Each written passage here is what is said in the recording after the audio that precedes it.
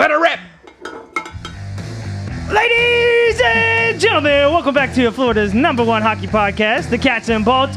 No sweep.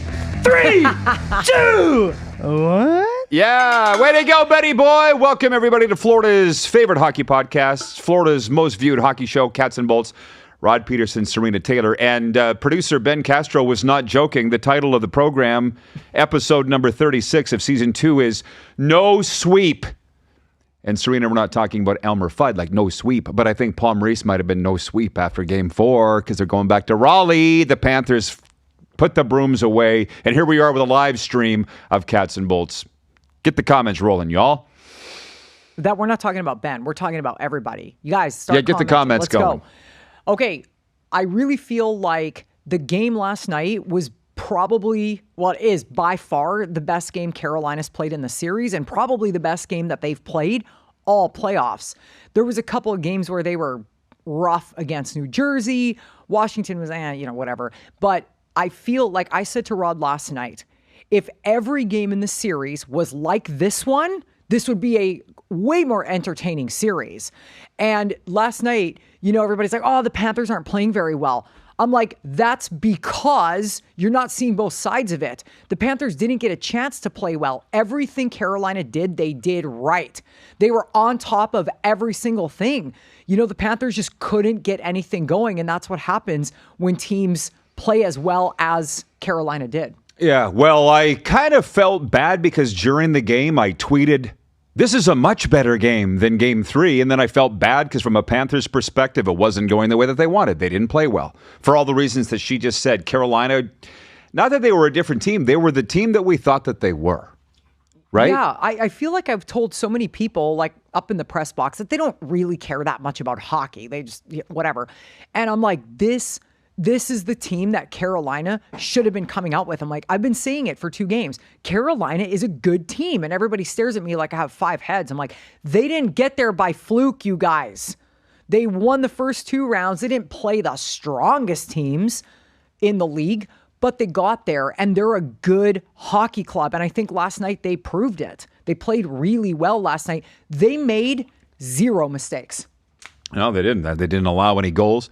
So now they're going back to Raleigh for Game 5 on Wednesday. So a couple things. We're live streaming on YouTube here. Producer Ben is going to handle the comments largely because, like a dummy, I left my laptop at home. Where's my head? I'm heading back to Canada on Wednesday for the summer. She's going to handle the Stanley Cup final, assuming that the Panthers get there. I want to get all the comments from the viewers. Welcome on in, everybody. The viewership's growing as we go. Ben, you tell me when you got a comment there. I'm got my eyes. Actually, I don't have. These people. I know. Where are the comments? I know. It's coming. They're coming. Everybody's just getting settled. They're late comers in Florida. And also, it's a different day. Normally, we go live on Wednesday, but I'm going to be on a plane to Western Canada tomorrow. But we don't feel that the Panthers are in jeopardy. I know. No. I don't think anybody does. Even the Panthers, even Carolina. I don't think anybody's worried that there's going to be some type of collapse. But Carolina is no slouch. And last night was very indicative of a team that said, we're down 3-0 and we are not giving up. I feel like Rod Brindamore very professionally called out his team the other night, and he got output from guys that he wasn't getting it from before. Well, the scores honestly don't matter in the playoffs. They do in the regular season, but whether it was 9-0, 3-0, or 1-0, it doesn't matter. But, I mean, we were barely home before I heard the funny comments about Paul Maurice's saying the last 2 goals were horse shit. But did he? I watched the whole news conference. I didn't see that clip. I feel like AI has really screwed us over. Yeah. Funny. He's got enough funny quotes. Why would you have to screw with any? I know, you know what I mean? I know. And there's the camp out there that's like, this should be illegal. This should be, which to be fair, it probably should not be allowed because. What? Oh, AI? Yeah. I mean, you can't. Why would you? There's something. I mean, there are some that are obviously AI and they are hilarious. Like, they're so funny. But some of them are just like, now we're getting out of control. Now this is getting ridiculous. Because does anybody really care what Paul Maurice said after losing that game last night? No. I didn't. Nobody I only watch cares. it because I feel like I have to watch it. It was interesting what he said, though, that he goes, I was seething, but I put that to bed before I came to talk to you guys. Like, he was pissed. They didn't play well. They didn't. But again, the thing is there were a lot of mistakes made on the Panthers side. But like I said, you got to give Carolina credit. They stopped a lot of things. The penalties that they killed, I think it was in the third period, at the start of the third period. Unbelievable. I mean, they deserved every single thing that they got. And, I'm going to call a spade here. Matthew Tkachuk was the worst Panther on the ice last night. He turned the puck over on the power play. He made so many mistakes. He didn't do anything effective. And I was like, Tkachuk's got to get off the ice. There were a couple times where Ekblad needed to get off the ice, but it's because he got caught and he was bagged. He couldn't get off the ice. So there were a couple mistakes he made. He turned the puck right over at center ice, and it was almost like he didn't even have enough energy to turn around. You could see, though, it wasn't him being lazy, right? He just couldn't get off the ice. Well, they aren't going to play 10 out of 10 every game. It would be nice if they did. I don't think they're going to. They'll probably wrap it up on Wednesday. I don't know. But I can read the comments. Kelly Francis has showed up, and she has written in, and she says the Panthers are definitely not in jeopardy. So we'll see. I mean, I would not be shocked if it ends on Wednesday night, but we'll continue to talk about Game 4 as people settle in for our live stream on this Tuesday. I believe next week we'll go back to the regular time, but Serena will be hosting the show. I'll be in Canada. But while we're sitting here, everybody loves the fun stories, and I don't mind getting you going, winding you up a little bit. So last night, I'm riding up in the elevator to the press box. You were already up there. I was down being a man of the people, chatting with the fans in the warm-up. Not me. When I she get doesn't up do there, that. Here's why. This rink, I believe, is the only rink in the National Hockey League that allows the fans to be in the same elevator as anybody who's going to the press box. There's been fans in the elevator with general managers. That is completely inappropriate. So what happens is the elevator has to stop on all 6 floors because there's fans getting off at all these floors. And so once I get up there, because you got to wait sometimes 10 minutes at the bottom. Once I get up there, I'm up there. I am not going back down to entertain anybody. Nobody wants to see me that bad. I'm going to stay up there. That's wrong, and you know it because people ask to see you, but that's fine. They can I'll walk handle up it. the side. There's stairs up the side of the press box. I do the PR. Who's your friend from Orange Theory, Jamie? Jamie Miller. Yeah, she's always, where's Serena? I'm like, she's upstairs. Well, get her down here. I'm like, Yeah, you know her. She's not coming ain't down. going down. So anyways, I'm going up in the elevator and I'm going to the press box. I have a suit on. There's a lady beside me. She's going to the suite level. And I told Serena this on the way home. I think you got a kick out of it. She's like, oh, the press box. What goes on up there? I said, well, we cover the game. And she goes, well, what are the rules up there? And I said, well, there aren't a lot, but you're not allowed to cheer. And one thing I noticed this year is you can't wear a jersey in the press box. That's new. I guess somebody must have worn one. And she goes, yeah, but so the guy can wear a leaf tie on TNT? And I just laugh because I'm like, you're talking about Biz Nasty. You clearly don't know who he is. You referred to him as the guy. He's the number one guy, I think, in NHL media right now. But my point in all of that is he cheers for the Leafs. She cheers for the Oilers. I don't cheer for the Panthers. I knew the Hurricanes were going to win that game 4, and I picked them. I'm not biased to any of the teams, but the media is now. And we talked about this last week. Chris Pronger saying the media are fans. He can't believe it now that he's got into it. He's like, the media are fans. They might as well wear a jersey. But anyways, her comments on Biz, you thought that was funny. It's typical. Guys, no offense, but this is typical Panthers fan. How come they can... Dude, first of all, Biz Nasty is on television for his personality. When we go up into the press box, we're not there for our personality. Thank God. That's what, can you imagine some of the, but I'm thinking of your personality. That's not what, like it's apples and oranges. But speaking of the press box, there are 75% more people up there now than there was the entire season. So everybody that's always at every game is like, who's this person? I don't even know who these people are. I don't even know. Now, all of a sudden, all the media outlets want to cover the Panthers because, number one, the Heat are finished. Number two, all of a sudden, it's a big deal now again because now everybody wants to cover. We were sitting next to somebody. I don't even care if this comes out. We're sitting next to somebody that I've never seen in my entire life. And find whatever. She was just sitting there watching the game. I've never seen her. She was nice. But like I'm watching a power play and she's like, oh, banging on the desk. And I'm like, who the fuck are you? Like, first of all, like I don't care if people cheer in the press box because it's not like she was getting up and screaming. It's Well, there not is a rule that. that you're not No, allowed to, right. Like you're not supposed to. That's the rule and whatever. And that's fine. But I'm like, you've literally never come to a Panthers game and now you're going to come and be emotionally invested in what's going on. But that's South Florida. People can't afford to go to Panthers games unless they have a lot of money at this point. So the only people going are the people that either are putting themselves in debt or the people that have a lot of money and don't really care. You don't feel the rink in the regular season and now the playoffs come and everybody's got to be a Panthers fan. Give me a break. Yeah, it is. Yeah, it is what it is. That used to bother me. I couldn't figure it out the first few years here. You know, in 2023, because we're like, who are these people? Not just in the press box, in the rink. You know? Yeah, I mean, there's regular season games where you can get a ticket at a regular season game for like $30 or whatever. So, you know, you can buy packages. People want to take their families. They can't take their families in the Eastern Conference Final. Well, unless you're really rich and people But but the people that are paying $35 a ticket. Yeah. You know, and so it's like, again, the fans here are when it's convenient for them. And I'm like, well, okay. and the rich people come out. Well, yeah, Now. that's what I'm saying. That's what I'm saying. I'm not talking about the people that go to every game. I'm talking about the balling up and they're fucking murdered out, like rangy. That's and Ben's shit, and they're friends. just Literally, like- Ben, put him on. Sorry. And they're literally just like, I'm like, what, dude? You don't give a fuck about hockey. And if the Panthers and when the Panthers lose, you won't even care. You'll just drive out of there like last night. They don't care. They just want to be seen at the Panthers game and say they went to the Panthers game because it's gotten so out of control pricing wise. And it's like, how do you grow a fan base when you have nobody coming to the rink? Like they're like, it's a sellout tonight. Bullshit. It's now a publicity stunt. Yeah, Is what well- you're saying, right? Put yourself on, Ben. Can you put yourself Yeah. on? Yeah, I was just saying, like, I mean, what it sounds like you're saying is like people are just doing it for like the clout.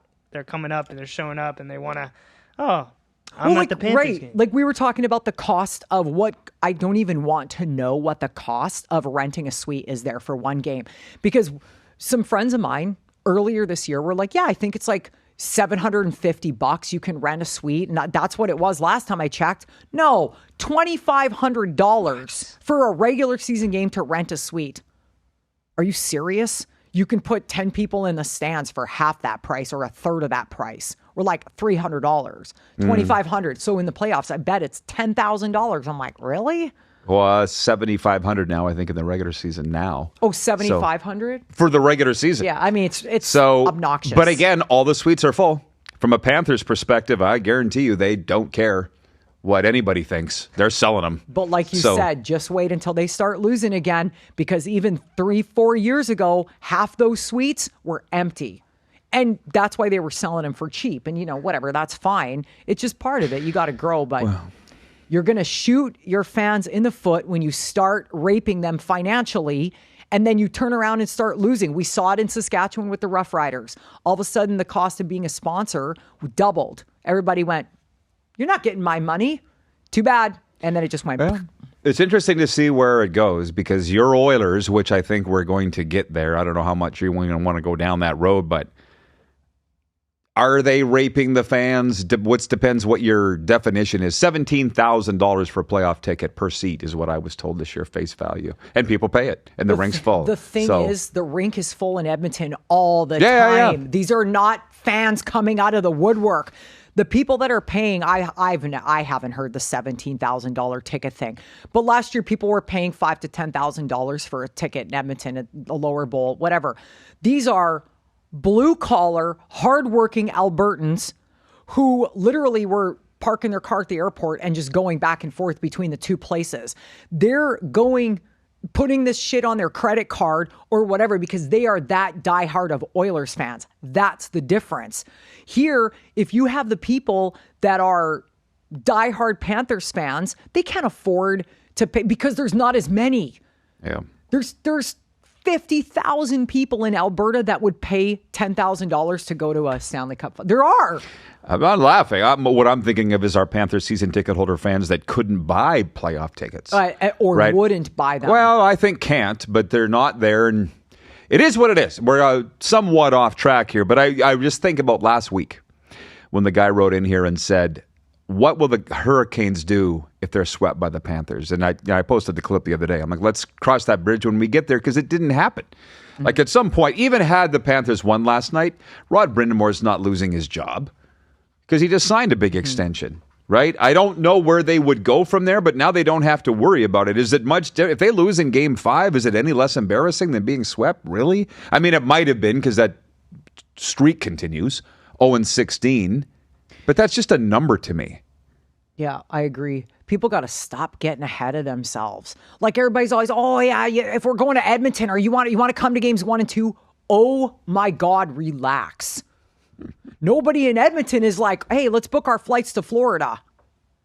Nobody. You got to get past the team you're currently playing. And I really feel like Carolina proved in Game 4 that they are a worthy opponent. And a strong Carolina that's playing to the best of their abilities is a tough team to beat. I'm not saying they're going to come back and win. I feel like the Panthers, for them to lose 4 games in a row is a lot. They just don't typically do that. Let's get the comments rolling. Like, literally, has the cat got your tongue? Do you have it? You have it on, right, Ben? Right? I have everything in here. No, nothing. Okay. Nobody's. We have operators standing by. Yep. Oh my God. His name is Ben, and he wants to read your comments on the air. So let's get him. The viewership's going up, but they're just sitting and enjoying the commentary. And that's also fine, but why would we do a live stream if you're not going to comment on things? I feel like we need to stir some stuff up. I was talking to a guy last night that works in security for the NHL. And we were talking about the podcast, and I said, here's what we started doing. We started going live because this is such a time-sensitive subject. Everything is so time-sensitive, especially in the playoffs. Every game matters. So he's like, that makes sense. And I'm like, plus, and I was bragging up our viewers, plus it's really good. They interact with us. They're letting us down today, but that's fine. We're just going to carry on and go through. But he was like, what a great idea. To do a live stream? Yeah, and I said, it's great. Obviously, we record it and we put it out there, but... It's talk radio now, sports talk, call in. Is what it is. That's the name. Do you want to read what he said? I was going to say, we got another comment, and A says, clicked into the video mid-Serena rant. Congratulations. What got her hating going? Don't disagree. Sofo fans have always been like this, no matter the sport. What did get you going? I don't know. We were talking about ticket prices. It was the lady about the TNT and the Biz. She just started watching the playoffs. Yeah. It's just, and then I kind of got into like ticket prices and nobody can afford it. But I can't tell you guys how many South Floridians have literally said to me, South Floridians are the worst sports fans. They have absolutely zero loyalties. And I was like, yeah. Well, but can I I want to get back to this series, but you're from Canada, you cheer for the Oilers. Chris from the Bronx is from New York. He cheers for the Rangers and the Giants. Everybody's from somewhere else. But he doesn't cheer for the Rangers like I cheer for the Oilers. If he has to pick, he picks the Rangers. What you do is unhealthy with the Oilers, though. That's his team. That's all that I'm saying. I guess, but like, I wonder when the last time he sat down and watched All I'm saying is people are from somewhere else. That's why they're not as passionate about the teams here. I'm not talking, but I wouldn't consider him a South Florida sports fan. Well, he does. He's not. The people that have said this to me are the ones that were born and raised here that were talking about, like, if they pull for the Miami Hurricanes or they pull for whatever. Everybody's like a fair weather fan. That's what I'm saying. Like, once the Heat are done, they move on to something else. If the Panthers lost first, they would move on to the Heat. Can you read the last 3? I was going to say, all right. Get in here, everybody. The people have answered our question. So we got Kevin the Medium. Hey there, you two. What's up, Kev? Hey-o. We got Thad.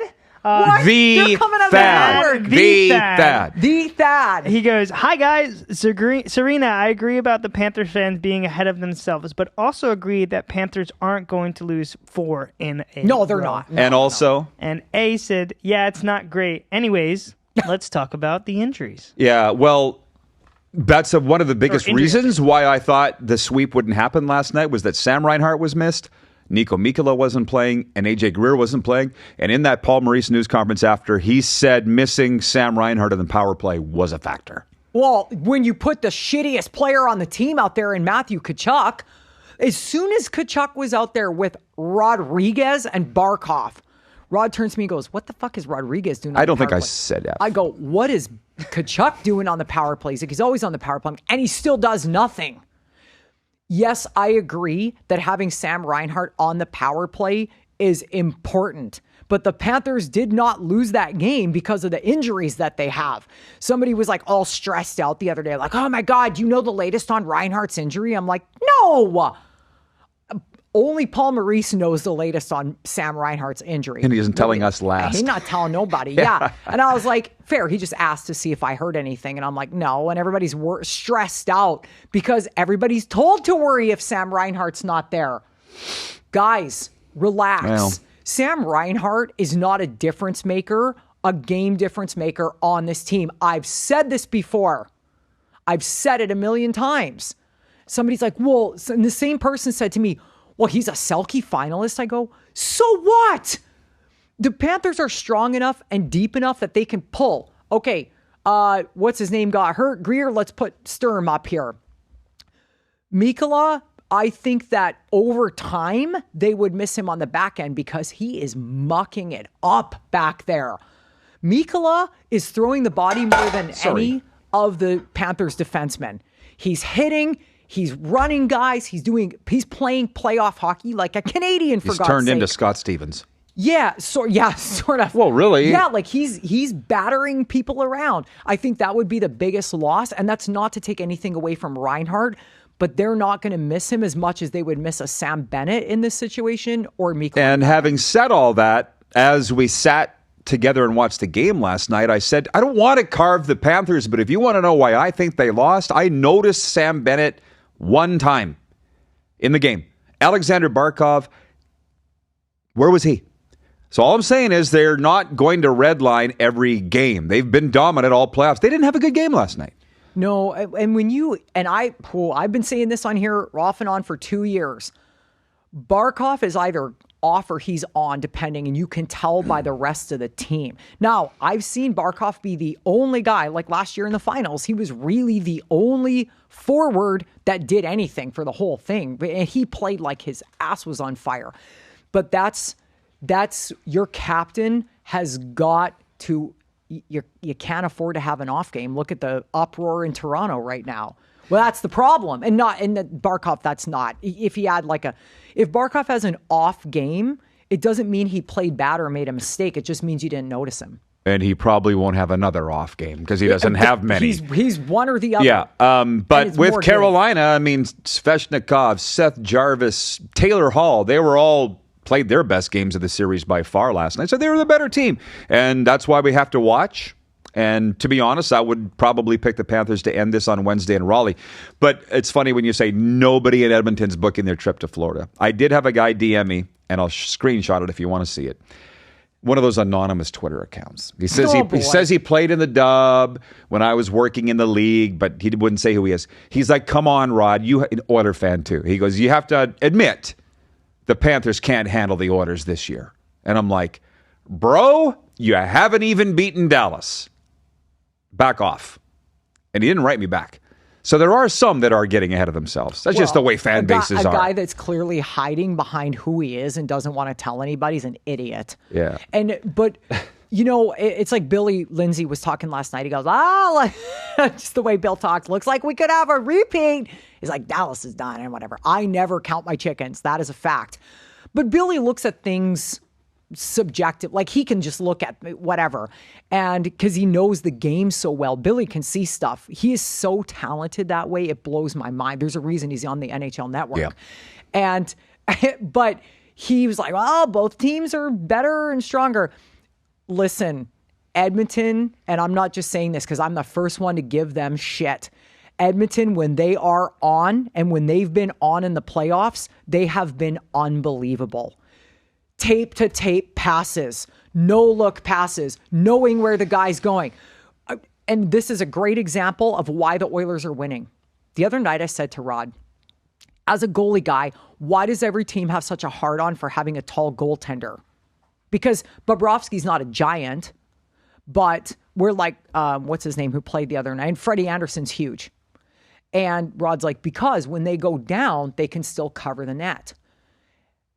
Jake Ottinger for Dallas is 6'6". Edmonton lit him up upstairs, I think 3 or 4 out of the 6 goals.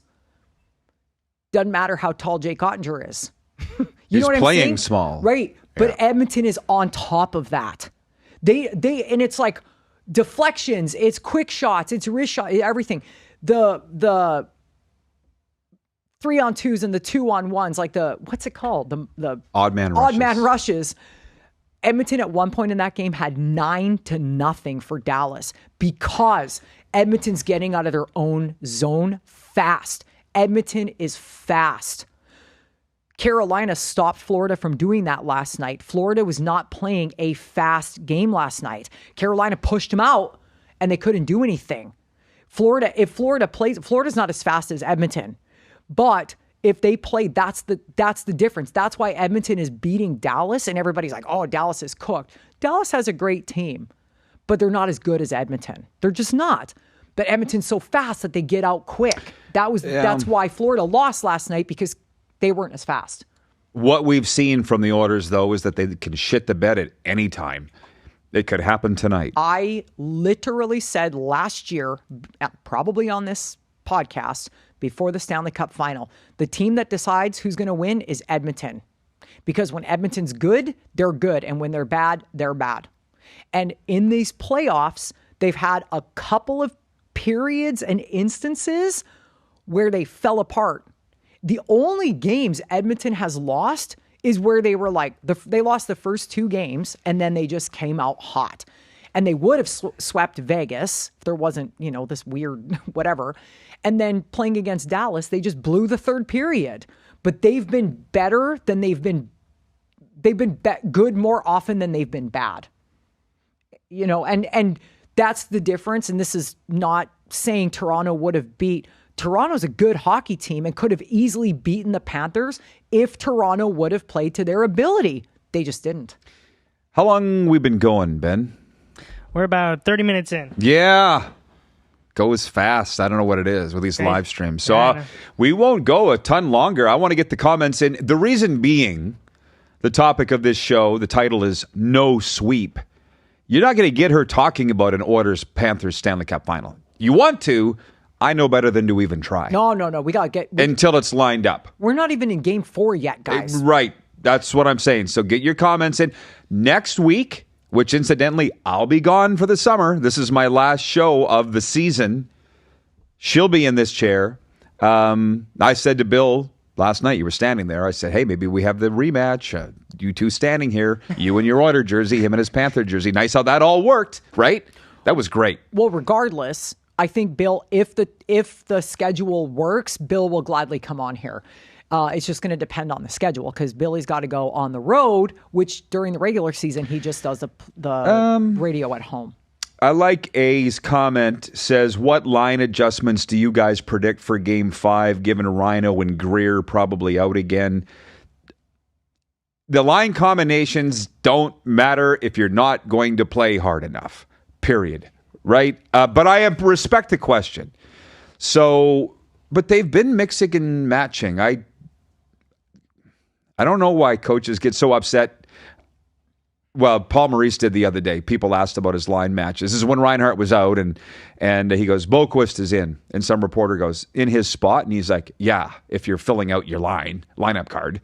You know what I mean? Because they jumble them up so much. Why do the media and fans get so horny about it? What are you looking at me like that for? Oh, no, because I'm in agreement with you. Because what happens is the media gets this lineup, and they think that's what... So it's like Reinhardt's like, okay, so Boquist is going to go in his spot?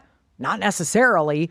But to your point, to the question here, if it was me, I've always liked Verhaeghe with Barkov. I'm a Verhaeghe fan. I feel like Verhaeghe plays way better and he works really hard when he plays with Barkov.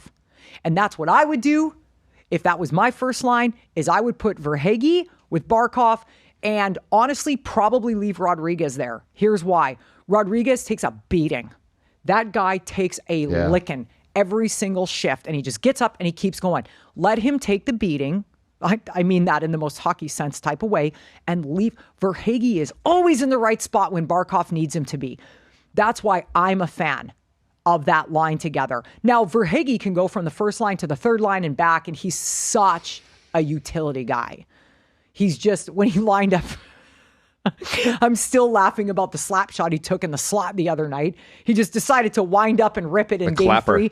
I laughed so hard, and Rod and I started laughing so hard, and the guy next to us, I think he works for WQAM, he snickered because he heard us laughing. It was just the most random thing. It was like the last guy I would ever expect to do that. But I feel like Verhaeghe is just more, and Paul Maurice knows more than I do, but when I've seen Verhaeghe over the years, I just feel like he's so much more effective when he plays with Barkov. That's what I would do. Boquist, however, has been playing like his ass caught fire. He's been playing really well. I still feel like, having Bennett and Tkachuk together and, whoever else could play on that line. Marchand's been playing really well on the third line. But, you could Marchand just works so hard. You could put a plug with him and he would play really well. But that would be my choice. Now, what people need to understand is that we're seeing things that are happening in the National Hockey League this far deep in the playoffs that haven't happened for a long time, where they'll just throw anybody out there. If it's at the end of a period, guess who Edmonton's putting out there? Draisaitl and McDavid. The big guns. They don't typically play together, but when there's only 1 minute left in the period, guess what happened the other night? Dallas turned the puck over, Edmonton scored with less than 30 seconds or whatever left, because McDavid is an animal every game. And to start the third period, they put McDavid and Draisaitl out there. There's a reason that they do that. It's not every time, but it's the same thing. Florida has the ability to do that as well. They've got the talent. They've got the players that can do that. And I don't know about you, but I just feel like that's not something that we've seen this deep in the playoffs. Usually guys are like strict. Yeah. Well, they can't get Boquist out there enough as far as I'm concerned. Oh, he plays so great. Addendum on that. Ben, can you read the last 5 comments, sorry, please? Ben, I was Starting going with, off. she went off. It's all right. Yeah. We only got an hour. Kevin the Medium. Start with Kevin and we got whatever. read them all the way down. So Kevin the Medium. Florida has to be the odds-on favorite to repeat if they get healthy in time. Adrian, Rainy Day Pod. What's up, Cats and Bolts? Same one. I don't think Panthers play an effortless game like Game 4 again in this series. Brent, sorry for my tardiness. In my eyes, has been hands down Panthers' best. E2. Oh, E2. Oh, I didn't even see that. In my eyes, has been hands down Panthers' best player outside of Bob. And then 55 chicken. Yes, we need Swaggy back with Barkey. Yeah, so see, they're coming now. Kevin the Medium's just picking your ass to say the Panthers are favored over the Oilers. Kevin's a Canucks fan, so he's been sleeping for about a month now. Adrian says the Panthers won't stink again, and they won't. Like Paul Maurice after the game goes, lots of teachable moments in that game, and we're good at learning our lessons. You just never know. No, you don't know what your team's going to do. No, especially when you play a team as strong as Carolina.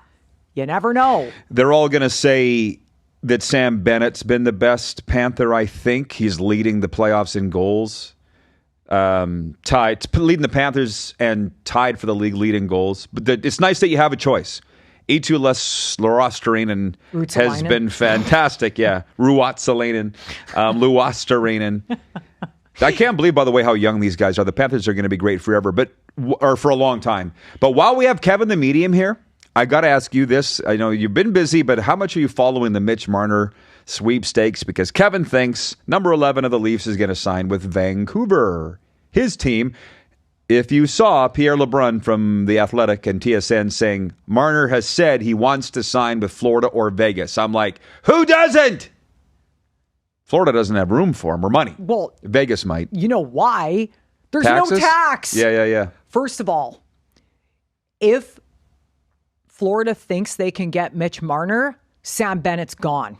You think so? Well, yeah, they got to free up some cap space. And Sam Bennett, they're talking about how much they're going to... Remember last year we were talking about this, like, is he worth this? Is he worth that? I mean, no.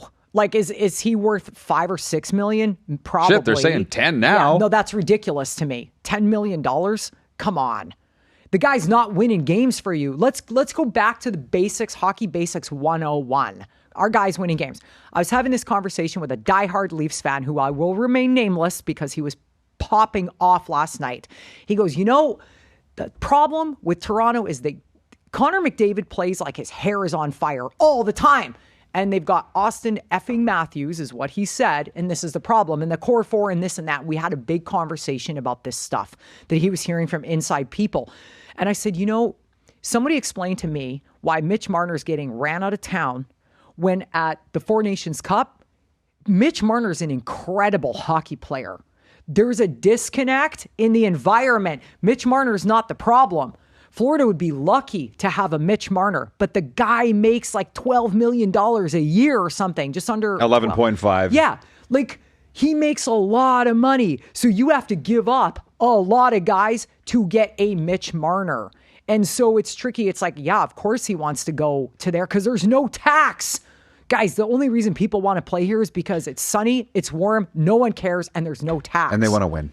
Well, yeah, like in Vegas, of course, Mitch Marner walking around like he's going to get to pick where he gets to go. Bitch, sit down. And secondly, every time somebody tries to guess something, it never works out. How many times have I said that? Pretty rare. It never worked. It's like this person said this, and Elliot Friedman said this, and Pierre LeBrun. All of a sudden, motherfucker goes to Dallas. And you're like, didn't see that coming. Happens all the time. Look at Nashville. Last year, they stacked, and we were all like, we didn't see any of that coming. You just never know. Brent says, I agree with Serena that Sam Bennett goes if Marner comes. What I question is what fits better with the core of this team. Bill Zito will know, and by extension, Paul Maurice will know. You got to pay Marner at least 11.5, but Sam Bennett, I go back to when he was handed his ring by Vincent Viola, the owner. He goes, you are the soul of this team. I don't think they let him get away in any way, shape, or form, and especially not for Mitch Marner. It's, like I would agree with that. It's going to depend on who they want, right? Or what they're willing to pay, because it's a whole puzzle piece. But it is right. Everybody talks about Tkachuk being a dressing room guy and whatever, because I'm like, it's not my favorite, but everybody's like, oh, he's a good dressing room guy and whatever. Okay, fine. That's why he wears a letter, right? So Sam Bennett, I mean, he's a stand-up teammate. And everybody always says that. So I do agree, like it would have to be, I don't know if Bill Zito gets a Mitch Marner and gets rid of a Sam Bennett either. I don't think so. Even though the cap's going up, I wouldn't. No, I wouldn't either. I wouldn't. Different styles of players, right? So Bob, you're sacrificing that. Brent just said, Bob's your uncle. Rod, two completely different players. That's exactly it. Would you like us to wrap it up, Ben? No, I mean, not at all. You're fine? Yeah. I'm going to handle this comment from A because I wouldn't even do this to you. Thank you. I already was looking. Is there a lot of names in there? What did you guys think of Kotkaniemi? Oh, we should have let Ben try to say that. That would have been good. Sorry. It says, what did you think of his flying elbow skate stick at Seth Jones? Am I overreacting? I think you're overreacting. Unless you're taking somebody's head off. Well, he tried. Listen, Kotkaniemi is not a dirty hockey player. I think what happened was he knew he was going to miss him, and he threw something to try to hit. I'm not trying to defend him, but he's not the kind of guy that's going to... First of all, he weighs like $180. He's not going to run anybody through the glass. Licorice legs. Right? Yeah, licorice legs, as Chris Knuckles Nyland calls him. But a lot of, amongst other things. But, I feel like there were some missed calls last night, and I feel like there were some makeup calls, and I feel like there were some weird calls. Kotkaniemi probably should have been called on a slash, because not a minute later, they called some chintzy little slash on Carolina. I was like, wait a second, you just called that a slash, but you let Kokaniemi's go? I mean, Kokaniemi's was a slash in the corner, you know, and it's like, but no, I wouldn't really worry about things like that. You know, people were getting wound up about the embellishment call on Tkachuk. Guys, it was a bad interaction on both sides. Realistically, they can't let it go because then there was an infraction. So some people, I saw some idiots on social media this morning. They're like, if there's an embellishment call, it should negate the penalty. No, it was still a penalty. You still have to call the penalty. But, you know, because are you, like, you can't say, if you're going to say Tkachuk embellished, which Panthers fans are never going to say that. They didn't agree with it. I think he did. And he finally got called on his shit. But I also feel there was an infraction that led him to do that. Because I used to have the viewpoint of if it's embellishment, then it's not a penalty. I still have that view. But in my opinion, there was still a penalty. If they're going to call hooks the way they call them now, that was a hook as far as for all intents and purposes. When they first brought that in, I didn't like it. The embellishment? The duel. Oh. And I still don't like it. It should be one or the other. But okay, and again, far be it from me, if you had $1 every time I said this, far be it from me to stick up for Matthew Tkachuk, but it prevented him from going in the play. He embellished it, but he still would have fallen. It still would have stopped him. Jason in Red Deer says, regarding the Panthers getting Marner and losing Bennett, if it ain't broke, don't fix it. Well, you're right, but the thing is, if Bennett gets that $10 million offer somewhere else, he's gone. He is gone. And you couldn't blame him, right? So is he going to get that $10 million offer from the Panthers? Somebody's going to give it to him. They will. What? You know who might give it to him? Tampa. There's a lot of teams. Nobody has talked about the fact that Tampa needs something. And Bennett, teams will be fighting to have him on their team. What they're saying, and again, she's right, but it's all like little old ladies having tea. They just like to talk about it. You know, or what? Old farmers from Saskatchewan who have nothing better to do than sit around and drink 40 cups of coffee and talk about hockey. And talk about this. But it's what they're saying is Chicago's willing to open the checkbook for Marner. So's Detroit. He wants to go to Vegas or Florida. Vancouver, if they have the money. Who wouldn't want the guy? And I admire him that he's got the balls to leave. It's his hometown. He's like, I'm out. He goes, I don't want to play here. Can't blame him. I wouldn't want to play there. But, you know, this Leafs fan I was talking to last night, he goes, you know, the Leafs, like, you know, the staff, like the general managers and everybody involved is like, we can't believe Leafs fans are, how dare you do this? And how he goes, from a long-suffering Leafs fan, can you seriously blame us? This happens every single year. You expect people to not be pissed off? This is the hockey mecca. And people, it's expected that they got to win sometime, right? And they're just not. And people are pissed. Well, I don't blame them. It's all true, but it's like what I hate about football. Chicago Bears running off Justin Fields is the latest, and Mitch Trubisky and all the... Baker Mayfield's a better example. Cleveland ran him off. Carolina ran him off. Everywhere ran him off. He's not the problem. It's kind of what you're saying. It's with Marner. The franchise is the problem, not the guy. But that'll always happen. Brent in Wellington says it will be Chicago. Adrian from the Rainy Day podcast says, how do you two think the refs have been? Average! Everybody's pissed off. That's what... If they're doing their job, that's what's going to happen. When do you ever say, man, the refs were great? I don't ever remember that happening in any sport ever. There's been some games, actually, I forget what game it was. This series or last series, and I forget what teams it were, and I was like, you know what? The refs are just letting them play, and that is magnificent. But the reffing, I don't think has been as bad as what we've seen in the past. You know, there was 2 missed calls in Edmonton the other night. There was one where Edmonton cleared the puck and they should have gotten a penalty. They turned around and scored. So Peter DeBoer is losing his mind. Yeah. However, there was a high sticking call where Kapanen went to the box for Edmonton and it was Rantanen hit himself in the face with his own stick.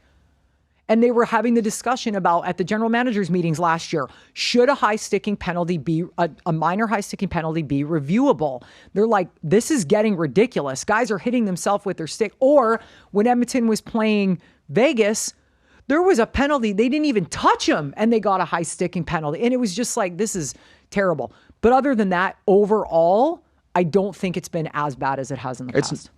Same as always is what I would say. Have you ever watched a game at ice level? How fast they're going? And these guys have to make a call in real time? Give me a break. Let's talk about that.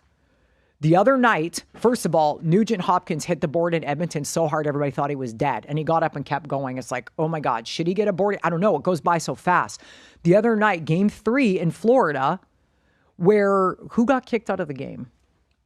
Game 3 in Florida, who got kicked out? Yeah, he got for boarding. He got 5 in a major. For Carolina. No. For the Panthers? Florida, yes, because Dale Talon lost his ever-loving mind about what a bad call it was. Somebody's head got right into the boards. Oh, it was behind the Carolina net. Yeah. Yeah. I was like, well, I mean, again, the game is going so fast and the refs are expected to make a decision right there. Dale, I'm not even going to repeat what was coming out of his mouth about that because I would never throw Dale under the bus, but he was upset. Dale, one thing about him, he will always favor the Panthers. It doesn't matter what's going on. Dale pulls for the Panthers.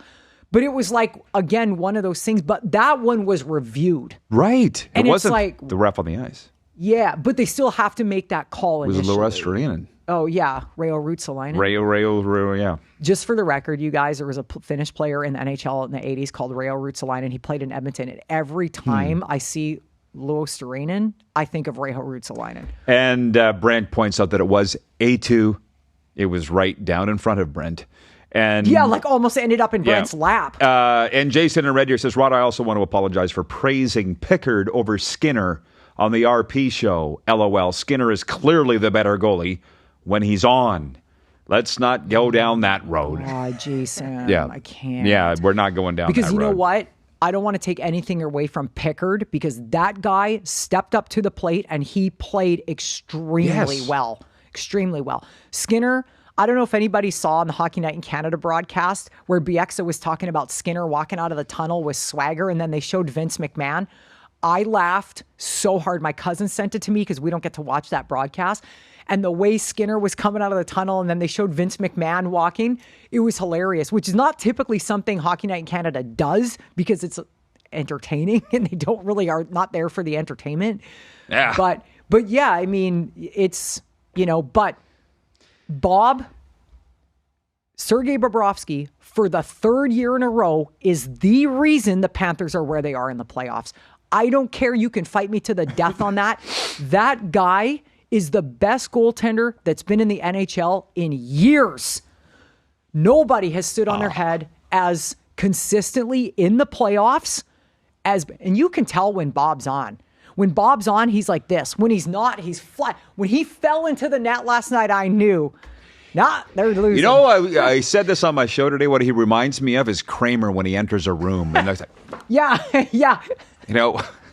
It's like what I said. Not always, but it's sometimes. Like when someone pulls a bag off his head and all of a sudden the play's in front of him. But when Bob's not like that, you're not going to put anything past him. But I love Bob. And I'm going to pull a Serena here and say, remember that argument we had back in the fall on this show about who's the best goalie in the world, Hellebuck or Bob? Well, no, I believed Hellebuck was in the regular season, but Bobrovsky in the playoffs turns into he's an animal.